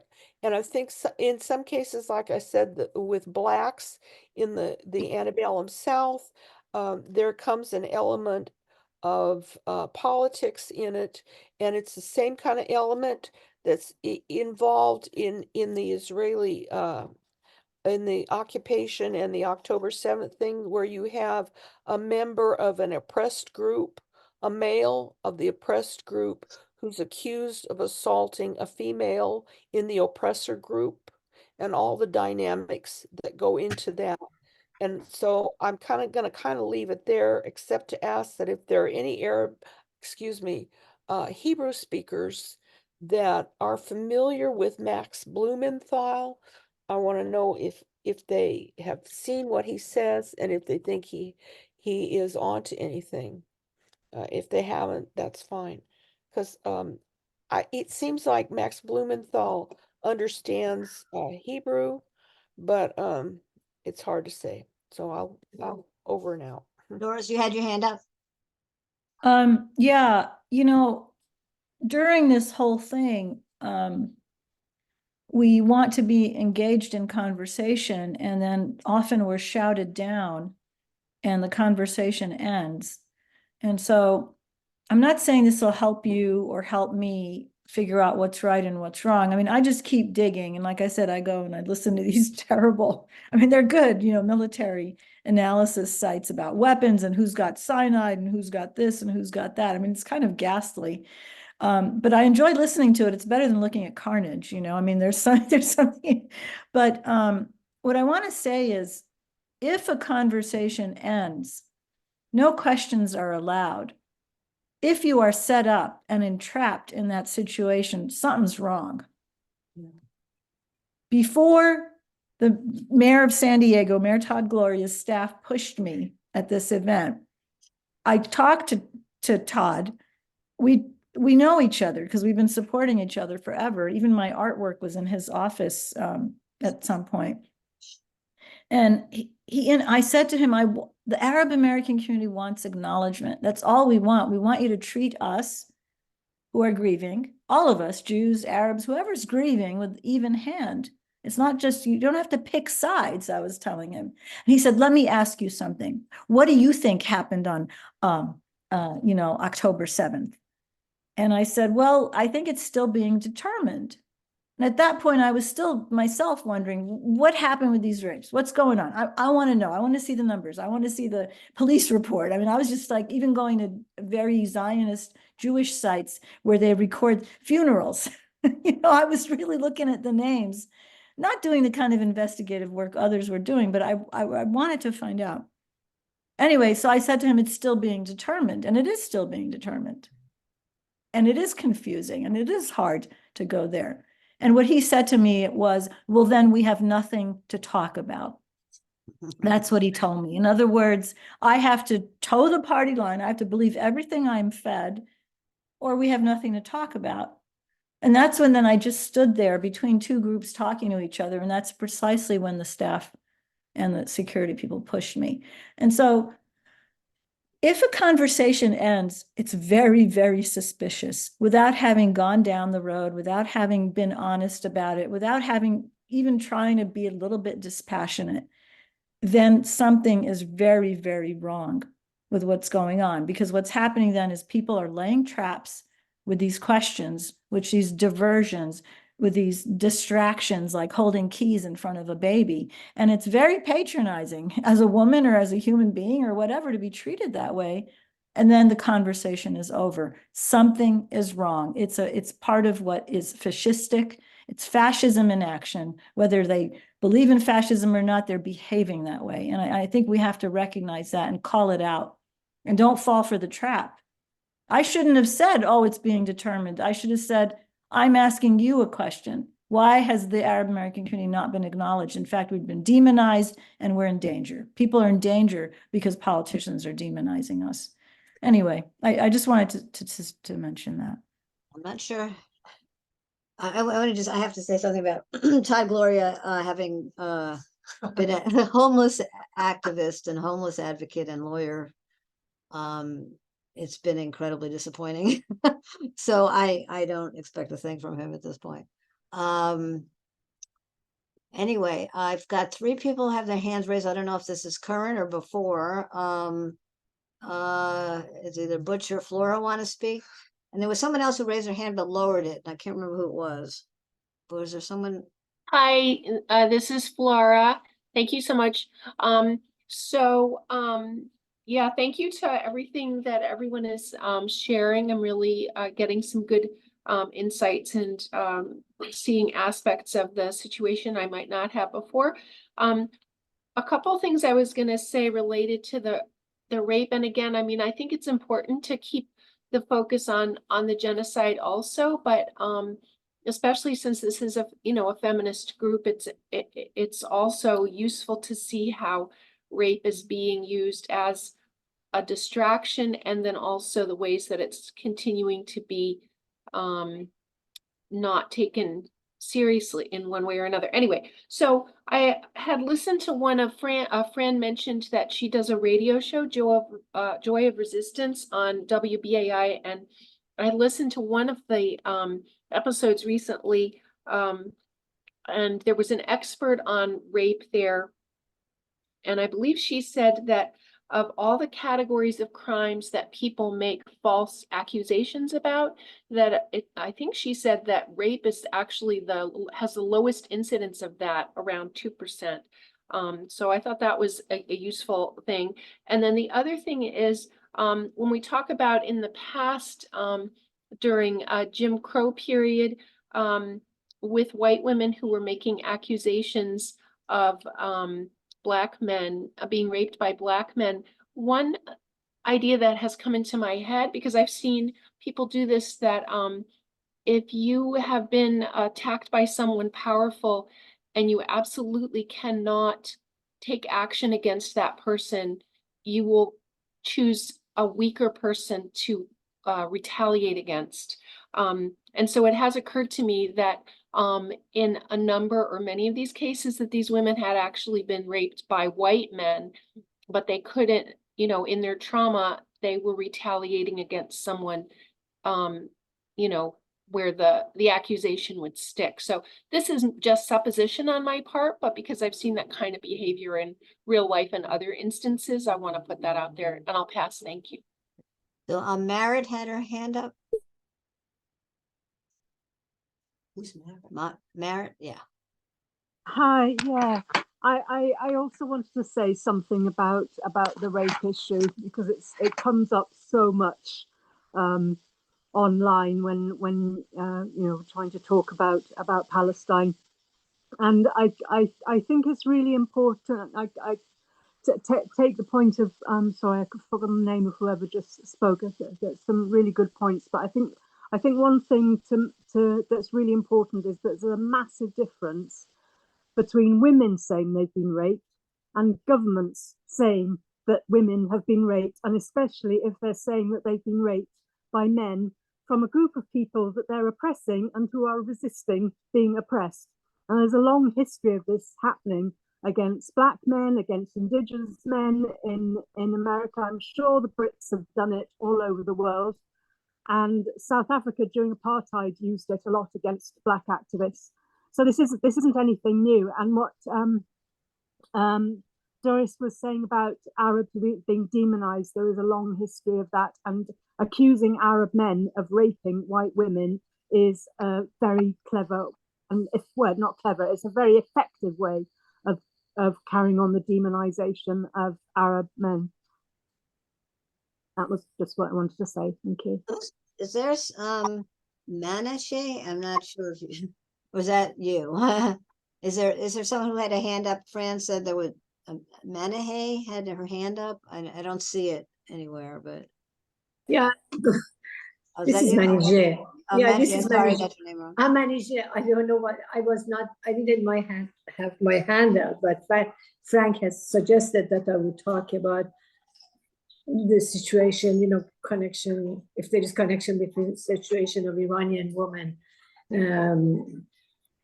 reaction, struggle against Islamic Republic and women in other parts of the world, but I think the issue of Palestine is so painful.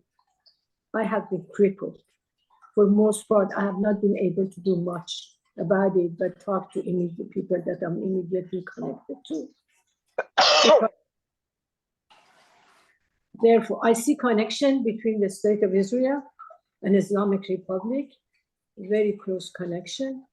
but both of them were feeding each other and demonizing each other all the time. And they're helping each other to remain to be militaristic and repressive.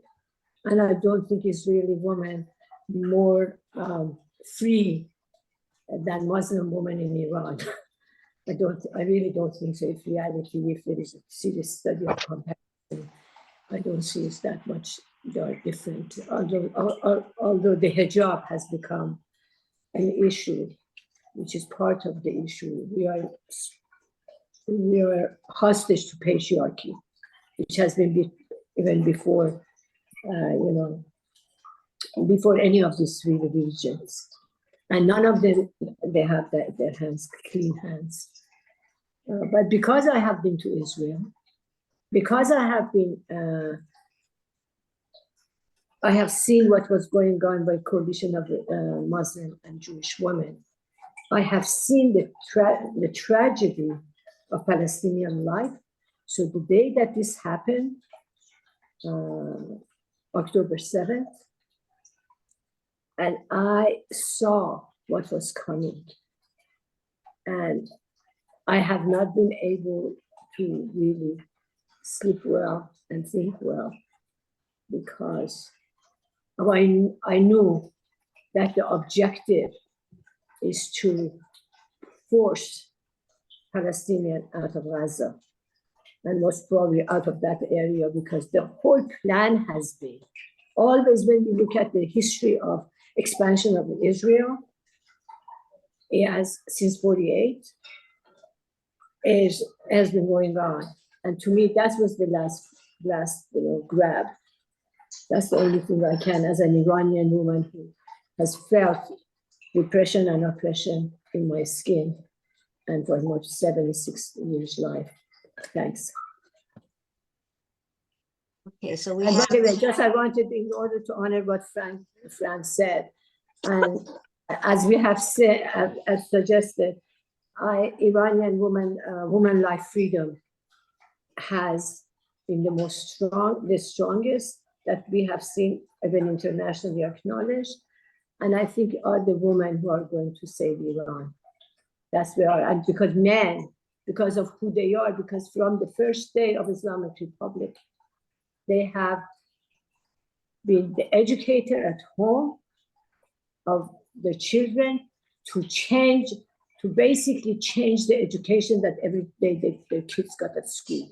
But the garbage they were giving them in school, the woman told them no, because they are mostly, they were in charge of caring for women and spending time with women.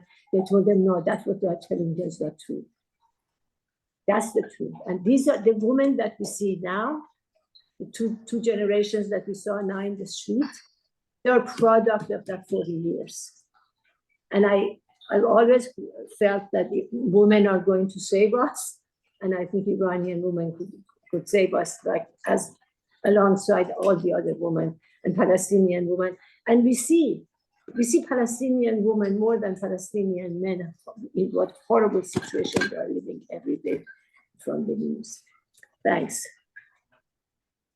because I see two women's hand up, Sherry and Fran, and then after that, I'd like to ask if any of the speakers have anything final to say, because we're going about 2 hours, which is about the most we usually do. So Sherry, then Fran. Okay, I just want to repeat the question that I raised before. What are each of us going to do to change US's role in perpetuating this genocide? What are we going to do this week and next week to change US policy? Thanks, Sherry. Okay, Fran? Can't hear you. Ah, she's muted. I keep doing that, muting myself and now unmuting. Okay, so I just put the information in the chat about the program Joy of Resistance, Multicultural Feminist Radio, which I want to mention that Manijeh Sabah was one of the founders of. Terrestrial radio? It's called Joy of Resistance, Multicultural Feminist Radio at WBAI. And Manoucha Sabbah was one of its founders and helped to name it. I want to give that credit. And I just have all the information there. It's one of the only feminist radio shows on terrestrial radio as opposed to podcasts. Okay, enough of that. Look, I can't help mentioning, since Eldridge Cleaver was brought up, I cannot keep quiet about this.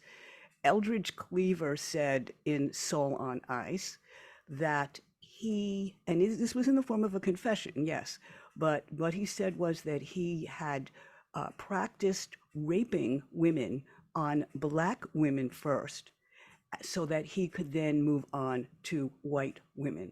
And this is a paraphrase, but he actually says that in so many words. So I don't think he should be invoked without that being mentioned. I don't know what it means. I don't know. Obviously, he, as an oppressed man, felt that part of his vengeance on his oppressor could be had through the bodies of women. This is not a new phenomenon. And I am not at all saying that this should eclipse the horrible genocide in Gaza or should be used in any way. But when Eldridge Cleaver's name is brought up in a feminist context, I must add that. And again, we're talking here about complexity of issues. Thank you. All right. Okay. All right. So I think we're going to go to speakers now. So why don't we start with Romy? May I ask Sherry to tell us, for example, I am just absolutely crippled. Sherry, when you are saying that what are we going to do this week and the next week? Do you have any other suggestion? You know how I am and avoid, but do you have any suggestion? Because I cannot come up with anything else that we are doing or being done. The only thing that we don't vote for Biden, and we scream everywhere and everywhere we are that we are not going to support this guy. They have pushed us to our knees in blood of Palestinians. What else can we do? Write a letter every day. Thank Get you. up in the morning. Wait, let's get it one at a time here. Thank you. Hi, Hannah. Get up in the morning, write a letter to the White House. There is, if you Google President Biden, there is a place you can write. I've written myself to him twice and asked people to do the same. You should write to the New York Times every day, every day. Somebody once told me from Haaretz newspaper, with the equivalent of the New York Times, that it doesn't matter if your letter get posted. Somebody is reading your letters. And if thousands of people write letters to important newspaper, it doesn't have to be only the New York Times, of course. You have many, many local newspapers. If people are writing to the White House, if people are writing to the embassies, to Israeli embassies, if lots of people do it, if we do something and we spread the request and you have the address and you help people to do it because you give them a few sentences how to do it, if everybody does something. And also, I must say, I've been in the United States in the first months of after October 7th, and the Jewish Voice for Peace every day at 3 o'clock has a Zoom meeting. They suggest what to do, whom to write, where to go, what to do. So, you know, we have to be inventful, talk to your local representative. You have so just to say I will not vote to Biden is a problem, because I'm not suggesting that you should vote for him, no, by no means, but in your system of two parties, you know, who will win is God knows what his name. Trump is going to be any better for you or for us? No. So just saying to Biden every day, listen, if you want to be elected, you have to change your policy, and you have to talk to us, and you have to be visibly doing, because there are Blinken was now in Israel. I'm sure he said in the Israeli press, they quoted him saying that something wrong is going on here. They are starting to feel that they are out of control, but they need a strong support within the United States. You're going to continue your policies? I'm not going to vote for you. Please note, this can create, there is still time. It's not just, okay, I'm not going to vote for you. What does it mean? It means that between now and November, they're going to continue freely what they are doing. Every day people are getting killed en masse, incredible numbers. So if everybody does something small and millions of people do something small, then it becomes bigger. And sorry for telling you what to do. I asked for it. I'm also writing. I've written to the New York Times last week about this idea of Biden to make sanctions against 4 people. Did you read this? 4 settlers are. He has an executive order of the White House against 4 settlers. So I wrote to the New York Times and said, what does it mean, 4 settlers? It's a policy. It has been going for years. Every government in Israel was against the Palestinian community in the West Bank. So I'm not saying something that I'm not doing myself. So excuse me for Thank you. So managing. I miss you much. thank you, Hannah. So Romy. And I think Alex may have been trying to chime in, maybe didn't know how to raise her hand. I'm not sure. Oh, okay. Alex? Somebody who didn't have Alex? Yeah. Okay. Is there Alex? I didn't see Alex's hand, but well, I don't know what happened. Anyway, so Romy, do you want to make some final comments? And you're on mute. You're on mute. Oh, sorry. Okay, I was muted. Okay, first of all, I think Fran had a comment about Eldridge Cleaver, and yes, he wasn't a saint, and he was very bad, and actually what he was saying is exactly what the whole point of his book was about sex and race, and what happens is in power and what he was saying is that Black women do not have power, and therefore when you rape a Black woman, you don't have to worry about the consequences. It's not going to happen. It's so you can practice on them, and then when you get good at it, you want to go after the white man's woman. And that's the whole point of raping white women, is to attack the white man. And of course, this is exactly what so much of the whole problem of raping women in colonialist situations is all about, which is what I was trying to address. So, that kind of is one element of what I was saying, and a very important element is that the treatment of women in the colonialist situation, where women are degraded by the oppressor in order to, and also, of course, we don't hear, interestingly enough, stories about rape of Israeli women by Arab men. We don't hear very much about that until October 7th. And that was so shocking because to me, it was payback. It was payback for all the Palestinian women who have been raped by Israeli soldiers and by Israelis. And I think that it was shocking because it was payback. And that's the way I look at it. And so I think that's most of what I have to say as far as boycotting, as far as what we can do. If you go online and you Google boycott, divestment, and sanctions, or BDS, you can boycott the companies. And the way that I see it is it's really important in a boycott to target a company.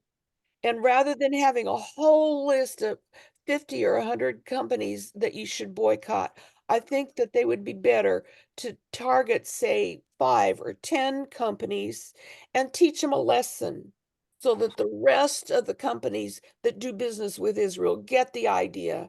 And so for yourself, look at those lists and see the companies that you patronize, and then decide, make some decisions about companies that you have to have their product, versus companies like Starbucks. Well, you can go somewhere else for a cup of coffee. So that's one thing you can do. The other thing, of course, is contact people like Biden. For myself, and this is not a put down, or this is not to be contrary to what was said. I gave up on Biden. To me, he is beyond redemption. I don't even care about him anymore. I'm so angry at his what he does. But yeah, write to Biden if you feel like it. Some of this is just do what you feel like. There's a saying, do what you can with what you have where you're at. I have 2 senators and a congressman. I contact them on average once a week. Some weeks I contact them more. The staff know me. And another thing about calling senators and congressmen is, remember, when you call, you're not talking to the senator or the congressman. You're talking to someone that's paid staff. Be nice to them. You catch more flies with honey. Be really sweet to them. Um, get to know who it is on the congressman's staff who handles the Middle Eastern affairs, and ask to talk to that person. you know Treat them like human beings. And that's very important. You can convert a lot of other people besides just the congressman by talking to them. you know I also am disabled and I don't drive, and so I am confined to the internet and phone. You can do a lot on the internet and phone and by writing. I just finished this week letters to the New York Times, which I don't usually write to, and also to our local newspaper. And what was said before about they're not going to maybe print your letters, but if 1,000 letters get written on a topic, they're going to print something.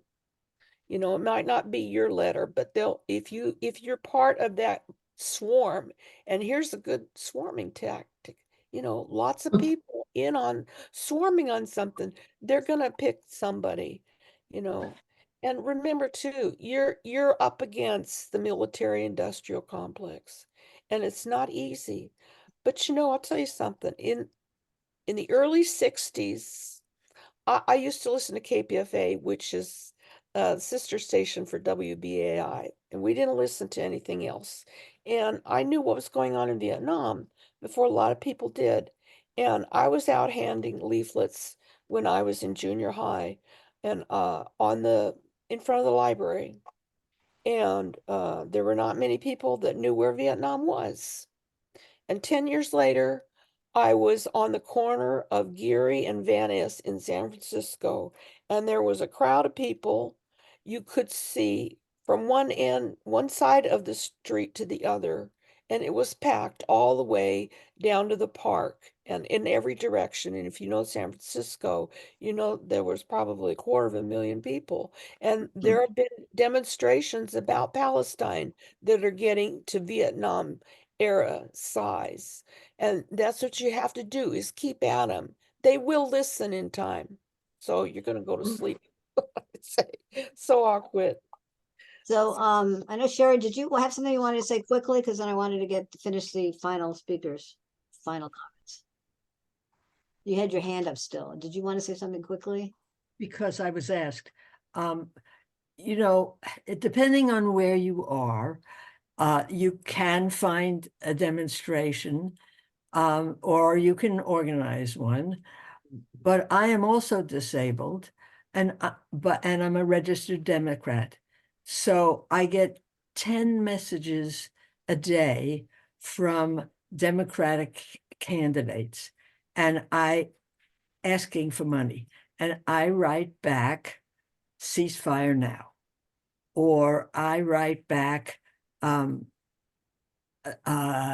Democratic Party will not win unless it changes its policy. Whatever, you can write back just a few words. We can do whatever we can, but I think there's a lot we can do. Okay, so Doris, if you had anything, final comments? Well, just thank you so much for hosting this. And remember, the primaries are a kind of trial run. You can be quite bold and crazy and irresponsible, you know, and then in November, we got to hunker down and figure out what we're really going to do and search our souls. But right now, it's okay to really stand up to your who are elected, who, you know, because right now they're all acting badly, very badly. They need a spanking. I'm gonna line them all up and spank them until my hand hurts. And then someone else can take it up, you know. So this kind of idea of drumming every day, drumming your ideas and thoughts. And I do the same thing, Sherry. I reply with stop or end the ceasefire or whatever. Genocide Joe. I'm pretty hostile, you know, but I don't, the main thing is not to stop. The staffers of Democrats are very sympathetic. They are not the elected people. And it is good to have a great relationship with them. And they often feel quite relieved when we're calling them. And there's been a petition around asking them all to resign or like stage a one-day strike or, you know, and they have anonymously put forth things. So the pressure, just keep the pressure going. I don't know what else we can do. And then envision a wonderful future, you know, however you do that. Maybe through art, maybe through your writing, maybe through saying, hey, imagine we fly into Damascus and then we have lunch in Beirut and then we have a great time in Israel, Ramallah or Tel Aviv or whatever. And we could do it all in one day. Imagine that, because that was what it was like. You could do it all in one day or maybe a couple days, depending upon whether you had a car or whatever. But I mean, there's so much in common between Semites. And I consider myself a Semite.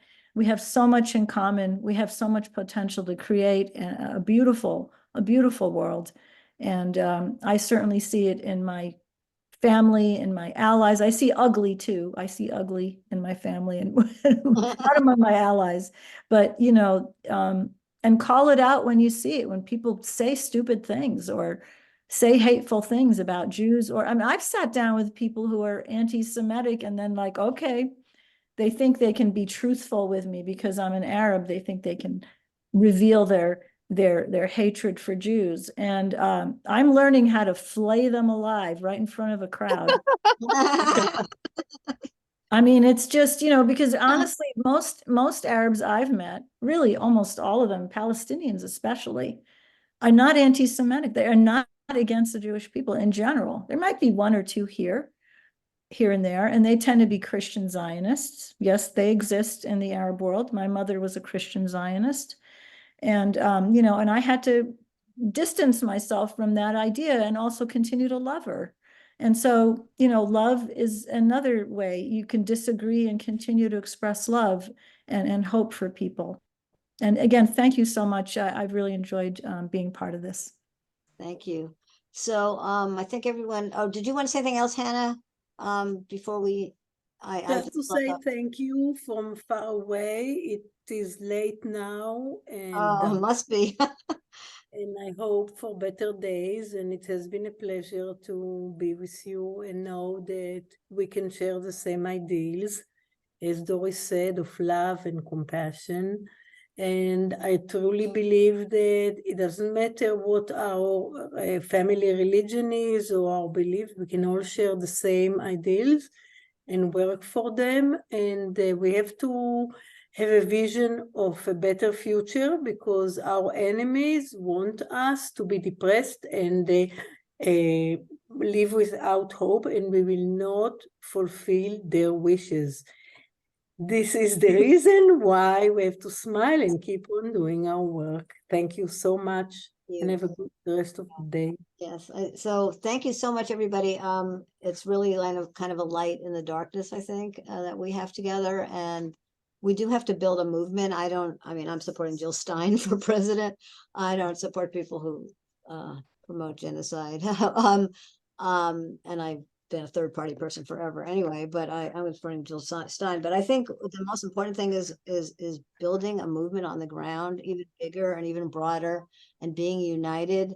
And not allowing other differences to divide us. To me, that's really important. I would like to see bigger and broader demonstrations locally than we've seen. It seems like it's mostly Palestinians, Arabs, and a few Jews, but not like all of San Diego. And I would like to see even broader demonstrations. I'd like to see our coalition, we used to have a peace coalition, revived, and we just need to have some really large mobilizations and have everybody involved, as many people as possible. To me, that's my vision about how to fight back. And I know time is short and everything, and it's horrible. But that's what I hope. But this is very inspiring, and thank you so much, everyone. Please do come to future Feminist and Struggle events and forums. And if anyone's in the United States is interested in our conference, you will find out pretty soon through our website, feministandstruggle.org. And would love for women to attend that. So anyway, thank you so much. I think we're done. Thank you. Thank you. Have a great rest of your day. Thank you, everybody. Thank you so much. Thank you, everybody. you. Thank you. Thank you. Baby.